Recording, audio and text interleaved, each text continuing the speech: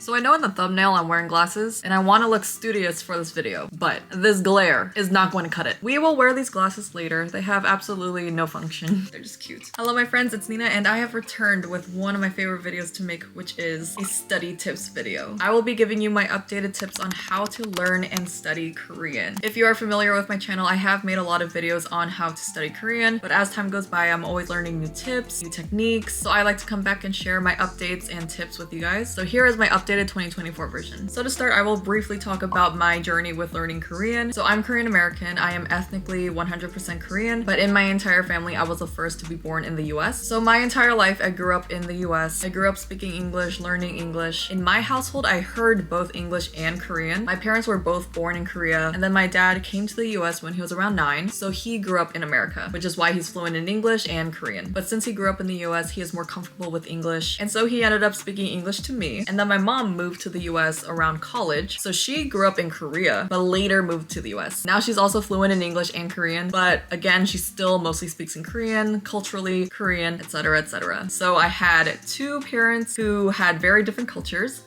They came together and they made me. I have to teach Korean to myself. So unfortunately, I didn't properly learn Korean growing up. There's a lot of Korean Americans who can speak Korean fluently. I am not one of them.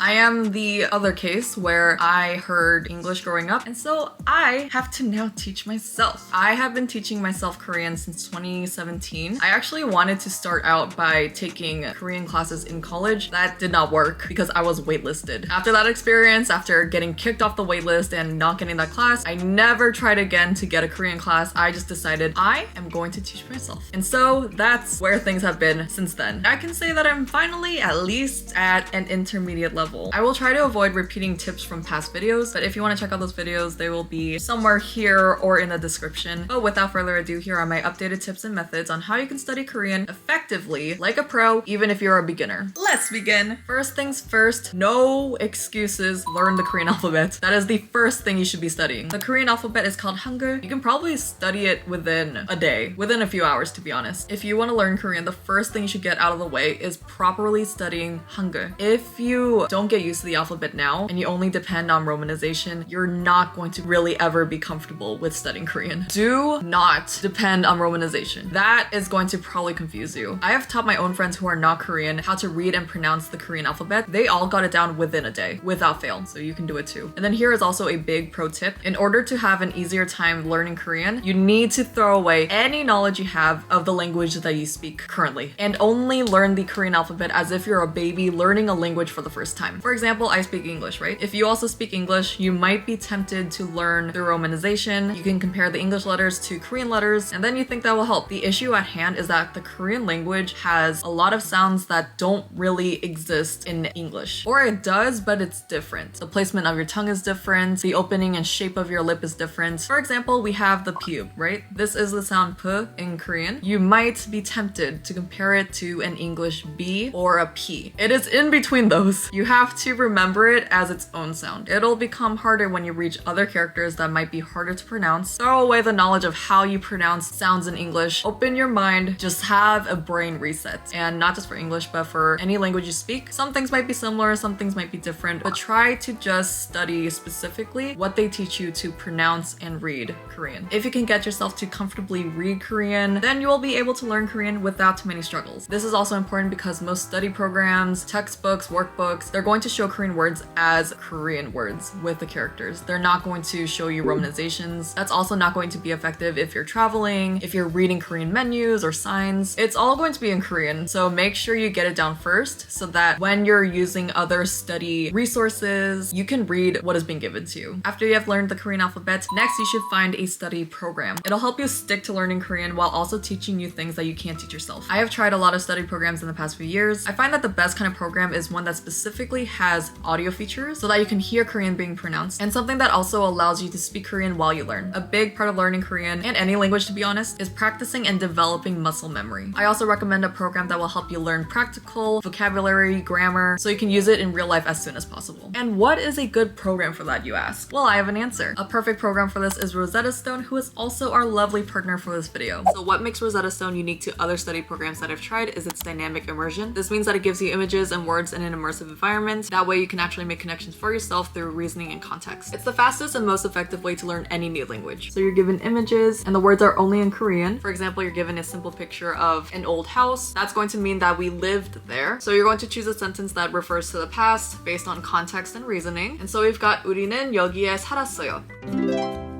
우리는 여기에 살았어요. 우리는 여기에 살아요.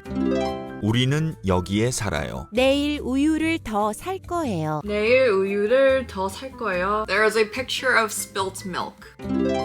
내일 새 장난감을 살 거예요. 내일 새 장난감을 살 거예요. First off, I don't even know what 장난감 is. But assuming out of context, we have a toy. So I'm assuming 장난감 is a toy. Yes. You have to figure this out yourself and it really gets your brain going. Rosetta Stone also enables perfect pronunciation. You can learn to read, write, and speak like a native Korean, and you are given actual Korean pronunciations. You also get the opportunity to pronounce Korean yourself with the voice recognition feature. This compares your pronunciation to native speakers so you can sound more like a local. I think it's much more effective than simply just reading a textbook or workbook with no audio. I will demonstrate the voice recognition feature for you right now. Let's go into Unit 4. This is shopping. Core Lesson 1.1, let's go. All these lessons are less than 10 minutes. Start learning. 우산, 우산, 표, 표, 선글라스, sunglasses. And this is what I mean by throwing away any knowledge you have of the language that you speak. I pronounce sunglasses as I would in English. Do not do this. Pronounce it with Korean sounds. Sunglasses. 사다리, 사다리. Let's go into Unit 8. There are so many units to choose from. This is dining and vacation. Start learning. 2시간 후에 전화할 거예요. 남자가 2시간 후에 전화할 거예요. 어떻게 도와드릴까요? 어떻게 도와드릴까요? 이 피아노가 얼마예요? 이 피아노가 얼마예요? 이 피아노가 얼마예요? So obviously Rosetta Stone is made for the real world. I personally wanted to learn Korean so that I can engage with people literally around me, my family, friends, people in my community when I travel, and whether it's Korean or any language, basically you want to be able to engage with more of the world. Rosetta Stone helps you learn real world things such as greetings, introductions, shopping, travel, work and school, and much more. And of course, another thing that I love is that it fits every schedule. You can study Rosetta Stone at your convenience on their app or even on a desktop wherever and whenever. I love using Rosetta Stone on my phone, but I also love using it on my desktop when I'm taking a break from work and I want to get a little study in. I love that their lessons are not only quick but also efficient too. We are all busy people. You might be a student or a working professional, but with Rosetta Stone the lessons are as short as 5 minutes and you can easily squeeze them between classes or meetings and even when you commute or when you're on the go. Basically, get yourself a study program that you can have in the palm of your hands. Rosetta Stone has a special offer for you if you want to learn Korean or any other language available. You can get over 60% off Rosetta Stone's lifetime unlimited subscription with my exclusive link down below in the description, but only for a limited time. This will get you a one-time payment of $149 so you get access to 25 languages forever. And since it's the holiday season, you can also gift this subscription to someone you know who also loves learning languages. I think this would make a great holiday gift. You can enter the new year with a resolution to learn a new language. Thank you Rosetta Stone for partnering with me on this video, and let's move on to the other tips. Now that you have found a study program that will help you keep studying Korean, another big tip that will help you learn Korean so much faster is consuming Korean media. Anyone will tell you this with any language you're learning, but luckily there is a lot of Korean media to consume. If you can try to get yourself to hear Korean as much as possible, this will train your brain to not forget the Korean you're learning. And another big plus, you will actually eventually also become familiar with Korean yourself. It is such an amazing feeling when you're learning a certain grammar structure or a new word and you actually have heard this word or phrase before. Examples of Korean media, we've got K-dramas. I also highly recommend watching Korean variety shows, reality shows, anything that's real or unscripted. Of course, Korean music, Korean books, Korean YouTube videos, vlogs, and even podcasts. I think the more unscripted and real the media is, the more helpful it will be. So you can hear everyday Korean vernacular. This will help you learn to speak like an everyday person. Now let's move on to my favorite part, practice methods. I will show you some of my updated practice methods that I love to do. So my first practice method is a method that I have talked about in the past, but I have an even better version of it. I love to do song lyric translations. And what this is you basically choose a song that you like or are familiar with, or even a song that that you want to be familiar with. Maybe you don't know the lyrics and you want to understand, but choose a song that you enjoy. It's also helpful if you choose a song that kind of has a lot of everyday modern language. Sometimes songs can be too romantic or too poetic, so you don't get to use a lot of everyday speech. But with songs, I feel like you can get the words that you don't really ever run across, which will be better for your brain. It'll definitely expand your vocabulary, 100%, and grammar too. I do this both handwritten and digitally. Here is my big notebook for studying languages. Oh yes. Here is an example of an old one that I've done. This is BTS 0 O'Clock, one of my favorite songs. I feel like it has a lot of everyday language, so it was a good song to choose. What you're going to do is on the left side, you write down the Korean lyrics. You can find this online. My favorite one to use is color-coded lyrics. Basically, just write down the Korean lyrics. You can also copy paste if that's faster for you. I personally will handwrite it if I want to practice handwriting. And then on the other side, you're going to write down the translation. Again, with color-coded lyrics, they show the English translation. So if you're a beginner with Korean, just write down the English translation and you can kind of compare the lyrics together. And my favorite thing to do with this is with the Korean translation, you can run through it and underline words that you don't know or phrases that you don't know. And of course, I color code everything. So on the left, it's black, right, it's blue, and I will underline it with red, just like that. I will make note of words that I'm not familiar with. You're going to make a little word bank or a phrase bank. This is where you bring down those words that you underlined and you're going to translate it. Now, this is the beginner version of this practice method, but now I have developed an intermediate version of this. And I do this on my laptop. Here we are at my desktop. To make it a little bit more useful and challenging, instead of doing 2 sides, you're going to make 3 columns. This is B2B Beautiful Pain, one of my favorite songs. So on the left side, you have the same thing. You're just going to copy paste the Korean lyrics. It's so much easier when you do it digitally, but you do miss out on the handwriting part. So up to you what you want to do. I feel like my handwriting now is decent, so I can just kind of pass on that. And on the next column or the middle column, instead of copying pasting the English translation that's already available, don't even look at that. Make your own translation first based on the lyrics. You're going to make your brain work by translating every line. If there are some lines you genuinely just can't figure out, just skip it, but as best as you can, try to translate what you're reading. This is definitely when you feel a little bit more comfortable with Korean. And then when you're done with that, on the right, on the 3rd column, you're going to copy paste the actual English translation. Now you get to compare your translation to the English translation or whatever translation, and you can see if you got it right or not. But what I like about it is you can also compare what you thought the sentence meant and what the sentence actually means. And of course, we do the same thing. In the Korean lyrics, I just highlight words that I'm not familiar with, and then I bring them down to the grammar notes and the vocab bank, and then you can translate what you don't know. And you get to know what the songs that you love are about. You can squeeze it in whenever you have time, but this is why I recommend listening to Korean music. There's so much good Korean music. Get yourself into it. Another practice method that I like to use is active listening. Whether it's for K-dramas, reality shows, variety shows, podcasts, YouTube videos, whatever it is, when you're consuming that media, do not depend on just the subtitles. Use your active listening. If you're just starting out, here's the beginner version. Basically, just watch any K-drama with subtitles, but as you're watching, listen for words and phrases that appeal to you. Pause what you're watching, have your phone out, or even have a notebook. Just make like a K-drama word dump page, write down that word or phrase, and write down the translation. Try to make note of anything that will be useful to you. When I watch anything, I always just jot down a phrase that I heard or a word that I keep hearing and I finally want to figure out. You can do this with anything.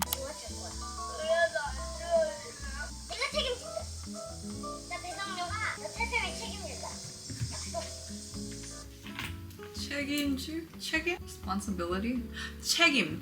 I don't even know what responsibility in Korean is. 내가 책임지겠습니다.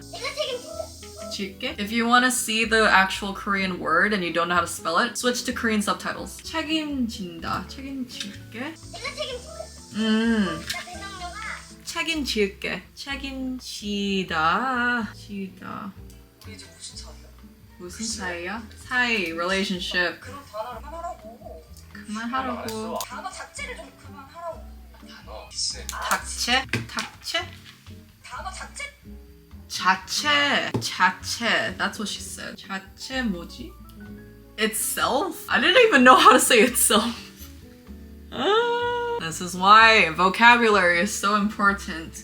자체? 아이고. 자체 equals itself. 그 단어 자체를 좀 그만하라고. See, isn't this fun, kids? Wow, 재밌다. Active listening. I just learned a bunch of words that I never questioned to myself. For the intermediate version of this, watch a K-drama that you're already familiar with. But this time, don't put subtitles on. Scratch that. You're going to put on Korean subtitles. We're here to learn Korean after all. And try to see if you understand what's happening. You would be surprised how much you actually recognize without depending on subtitles. And I'm emphasizing watching something that you've already seen so you don't really miss out, because this might be hard and you don't want to miss out on a lot of plot. Now the advanced version of this, which is what I like to do, take a new show, something you've never watched, watch that and do the same thing. No subtitles. Do add in Korean subtitles though. My mom and I love watching Korean shows together. She can obviously understand everything. Sometimes she'll be like, oh Nina, there's no subtitles. Should we wait till tomorrow? And me being impatient, I'm like, no, let's watch it right now with no subtitles. So I accidentally ended up doing the advanced version, but honestly, this engages my brain so much. And I also realized that I do actually know more Korean than I thought, because you don't know how much your brain is capable of. So I have been challenging myself by doing that. And even if I'm missing a lot, at least my mom's there. She can help translate when I actually don't know what's going on. That's also another big tip when you're learning a language. If you can, try to have speakers of that language around so they can help you. Luckily for me, my mom is fluent in Korean. I spend a lot of time with her, and so I have been able to learn Korean pretty fast because I'm constantly trying to talk to her in Korean. She helps me when I don't understand something, and it's also helpful to speak Korean as much as possible. But if you don't have someone to speak Korean with, talk with yourself. Don't be afraid. Speak out loud. A big key to any language is pronunciation. Another practice method that I have been doing recently that I probably should have done much earlier is reading Korean books. If you already enjoy reading, this will be easy for you. But for me, I am still trying to make reading an easier practice for myself. Just for some reason, reading a book makes me sleepy. But all of my friends tell me the same thing. Reading Korean books will help you so much more. So here are a bunch of Korean books that I got recently. Aren't they so cute? So I just got these in the bestseller section at a Korean bookstore. I actually got these in Korea. I'm sure you can order them or find them somewhere in your bookstore. Here are just a few. I will be able to just read in a lot of Korean. There's going to be a lot of things you might not understand, but that's why you have your phone with you. Just get your translator app. My favorite translating app is Papago. It's by Naver. You can translate from Korean to English. So whenever you feel stuck, translate it as you go. Here's another book. So those are the books that I've got. But a little bit of an easier step is to get a book that you've already read in English or whatever language you speak. So for instance, I love The Little Prince. I've already read it. I have the English version already. I also have the Korean version. This is entirely all in Korean. I feel like I'm saying Korean so many times in this video. And so since I know what the book is about already, I am just depending entirely on context and what I remember, and I am reading this. Luckily, I have the English version as well, so if I get stuck, I could just refer to this book, or of course, just translate on my phone. But another recommendation, just get the Korean version of one of your favorite books. And I think that is most of the tips that I can give for this video. There are hundreds of tips that I could give, but I think these are just the most efficient ones that I've been using, and also realistic ones that any of you guys can use as well. Let me know if you have any tips that you'd like to share. Share it down in the comments. Let's help each other out. I actually need to get myself to lock in and study as well, so maybe some study vlogs in the future. But that is going to be it for these study tips. Thank you so much for watching, and I will see you in my next video. Let's bring it in for a hug as always. Goodbye, my friends.